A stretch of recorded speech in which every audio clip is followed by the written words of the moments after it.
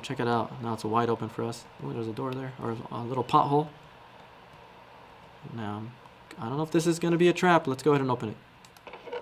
Oh, wow. This is the best. So let's go ahead and equip that. Put that on. Let's go ahead and switch all of this out. Really don't need any iron anymore. I am ready for anything now. Hopefully my sword's going to break soon. I don't know if I can fight anything. I'm not going to have any weapons. So regardless if I have diamond, I'm not going to be able to fight. So there's our 2 long corridors. I kind of don't want to explore that. Let's go ahead and let's go forward. Oh, more food. Now I'm getting a little hungry. Let's go ahead and eat that. Oops. Let's head all the way to the top. Whoa, check out the snake. Wrapping around the tower. Let's go ahead forward. Let's take a view. Check this place out. Ooh, creepy. Let's head inside. Ooh, I see somebody up there. Maybe I should skip him. Let's see what's in this room. Number 18. This might be our final one. Replace the diamond with redstone. This will open up any carpentry bench. Carpentry? I wonder why I need a carpentry bench. What's this over here? Hey, it's the old man. How did he get all the way over here? It looks like almost like some kind of recipe. And I have almost all those items. Look. Oh, this is something very good. Let's find out. Oh, I got a new quest. It says, new quest, defeat the Python King. The old man says, use the artifacts you've gathered and craft the legendary sword to defeat the Python King. The crafting recipe is on the wall behind me. So I look behind him. You can see that crafting recipe. Whoa, I definitely would have not known that if that wasn't there. So it looks like I have to almost open this up, maybe using some type of code to find the crafting recipe. I have a feeling it's in the middle here. And he gave me a quest. I believe if I pressed L, I can get a quest log that says defeat the Python King. Python King, 1 out of 0 out of 1, so I have to defeat them. Let's see what the text says. Now that I have crafted the lost Python sword, I should follow the golden path and defeat the Python King. So I haven't even done that part yet. I should probably craft a sword. He sounds pretty powerful. And I don't think I can probably break this. Now let's go ahead and step out here and run the code. So it looks like I need some kind of code to probably change some of these diamond blocks into something else. Maybe redstone. So let's go ahead and try that. So for the sake of simplicity, and since this one is very long, I know we can rearrange code, but sometimes even doing that can be very confusing. I'm actually just going to remove almost all the code because I think it's sometimes easier just to start from a clean slate. This one's very confusing at times, and it's going to be hard to kind of rearranging things. So I'm just going to go delete all the way to the import. And I think this is going to be our last code together. So let's try to get it right on the first try. So we're going to keep, I don't think we need math anymore, and we're going to probably change this hashtag here. So we'll call it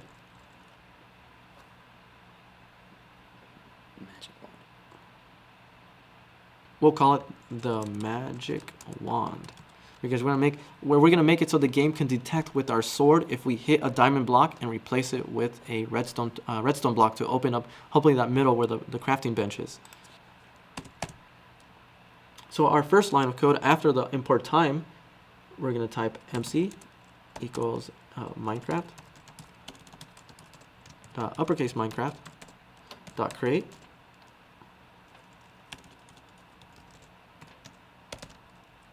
And we're going to type the counter, another counter variable, counter is equal to 1.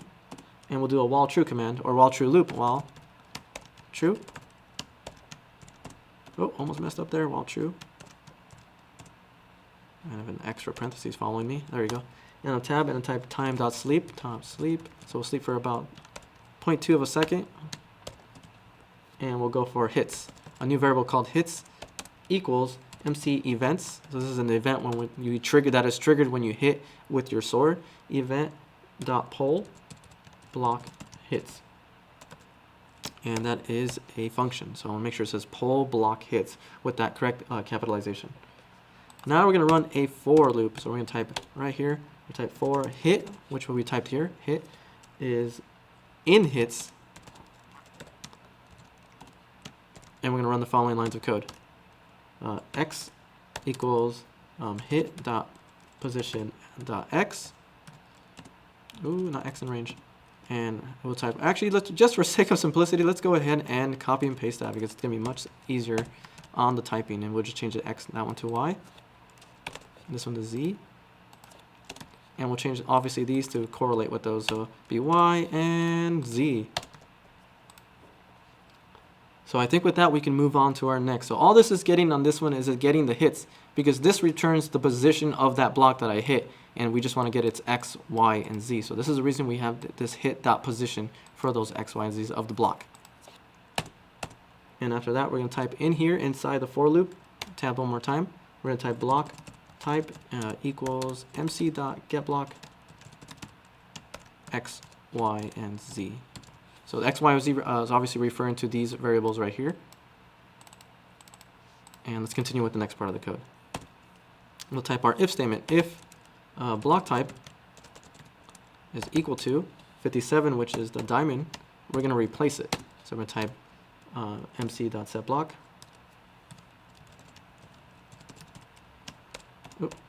X, Y, Z, and 152.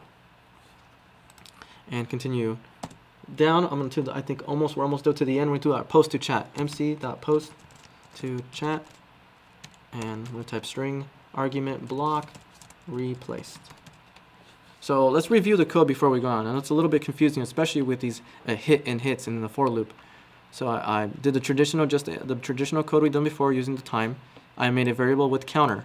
Now in a while loop, true, that's always running. I'm going to pause the time a little bit. I'm going to get the hit.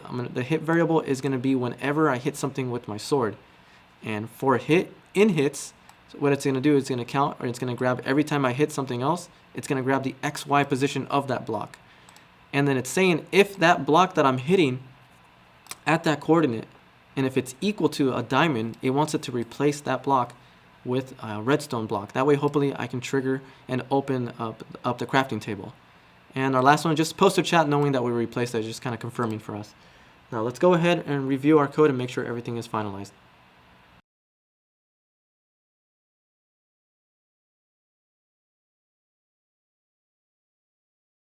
So after pausing and checking our code, even I realized my own little mistake on this.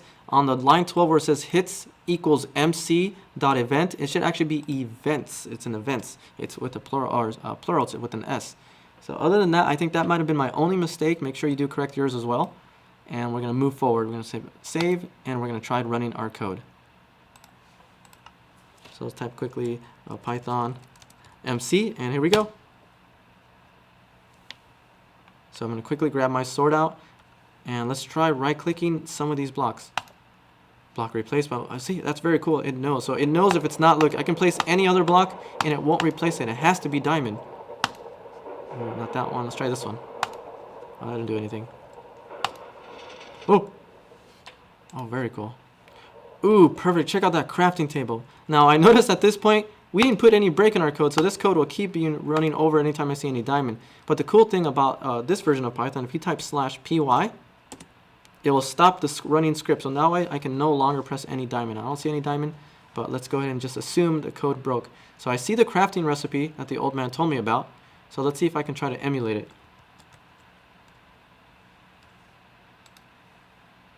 So let's see, I can kind of keep it in the corner. We have our let's see, our coin. We have the skull. Oh, I dropped the skull. No, I don't want those to be stopped. It looks like I can't exit out of it. So let's go ahead and try to memorize that. So it looks like we needed a ancient coin, a skull, a ring, and let's see what else. Some broken arrow. Oops, I don't want it in my own inventory. And then we need that statuette. The ancient scroll. So it does have to be in this exact order. So I'm going to keep kind of just going. I'm almost memorized at this point. We have the silk. We have this right here. We have the heart. We have the ruby. We have also the artifact, the crystal, the necklace, and here's the final piece, or the locket, excuse me, the necklace. So here it goes. Let's see what this crafts. It said the legendary sword. Whoa! Oh my god. The lost Python sword. Look at this thing. It's got the lost Python sword, sharpness 5, knockback 2, fire aspect 1, and damage 1. It's got 16.25 damage. That's almost twice amount of just diamond sword. Oh my god. I'm definitely not, I'm not going to use these anymore. I want to use this. Check this thing out. Very cool. So I think I'm ready for anything now. Now, the old man said in the quest log, Now that I have crafted the lost python sword, I should follow the golden path and defeat the python king. So let me go ahead forward. Let's continue on. So we got right here, and he said follow the golden path. Uh-oh. Some temple villagers, but I now feel very confident with the new sword. Let's move forward. See, yeah, let's get out of here. Ooh, my god, I can just two-shot them. Much more powerful this time. And I have my diamond armor. These guys are nothing now. Let's move forward. Ooh, there's one more. Woo! They are a breeze compared to before. Oh, there's a long path up here. I wonder if the Python King is up here. Let's go up. Oh, I'm a little anxious. Who knows what's up there? What does he look like? Does he look like an actual snake? I don't know. Let's see. There he is. Whoa, check where I'm at. I think I'm around in the middle where the snake head is. The Python King. I don't know if he sees me yet. Oh my god, he's walking towards me. I don't know if I should strike him first. He doesn't look very friendly. Let's go for it. Ooh, there we go. Let's see if he tries to hit me. Oh my god, he hits pretty good. Let's try to take out the Python King out. Oh, there he goes. I don't know how much health he has, but let's just keep trying. Oh my god, let's eat some health food. He's coming for me. Eat. Okay, let's switch to the lost Python sword. There we go. Let's hit him back. Continue. There he goes. And one more hit. No! We can do this. Come on, Python King.